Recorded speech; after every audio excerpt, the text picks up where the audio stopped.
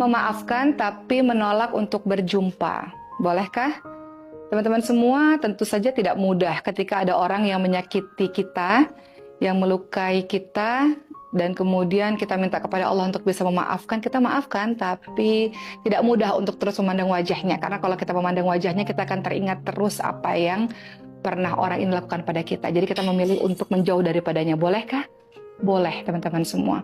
Yang paling penting dalam kehidupan kita adalah kita memaafkan, hati kita lapang. Adapun kita menjaga jarak dengannya bukan memutuskan tali silaturahmi, melainkan untuk menjaga diri kita untuk tidak teringat kembali dengan hal-hal yang menyakiti. Hal ini pernah terjadi kepada Nabi Muhammad SAW. Ingat peristiwa perang Uhud pada tahun 3 Hijriah. Pada saat itu Rasulullah SAW melakukan perang Uhud bersama dengan salah satunya paman beliau, yaitu Hamzah bin Abdul Muthalib radhiyallahu anhu, yang juga dikenali sebagai singanya Allah Subhanahu wa taala. Dan ada seorang wanita yang bernama Hindun. Beliau adalah istri dari seorang pembesar kafir Quraisy yang bernama Abu Sufyan. Hindun meminta kepada salah seorang budak yang bernama Wahsy, kalau engkau bisa membunuh Nabi Muhammad SAW atau Sayyidina Ali bin Abi Thalib radhiyallahu anhu atau Hamzah bin Abdul Muthalib radhiyallahu anhu, maka engkau akan aku bebaskan. Engkau tidak lagi menjadi seorang budak, engkau akan merdeka.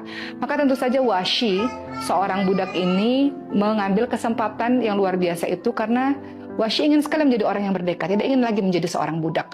Maka pada saat perang Uhud berlangsung, sahabat-sahabat sekalian, Wahsy fokus untuk bisa membunuh salah satu dari ketiga orang ini. Salah satunya adalah Hamzah bin Abdul Muthalib. Dari kejauhan, Wahsy fokus untuk melihat gerak-gerik Hamzah, dan sampai dirasa pada saat yang tepat, Wahsy langsung melempar tombaknya, dan tombak tersebut tepat mengenai perutnya Hamzah bin Abdul Muthalib radhiyallahu anhu, dan akhirnya Hamzah bin Abdul Muthalib radhiyallahu anhu pun menjadi seorang syahid di perang Uhud.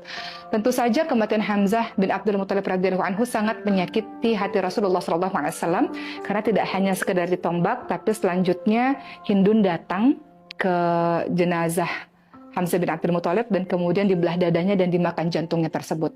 Ketika melihat paman beliau, paman Nabi Muhammad SAW dalam keadaan wafat yang seperti itu, tentu rasa sedih yang luar biasa dirasakan oleh Rasulullah SAW.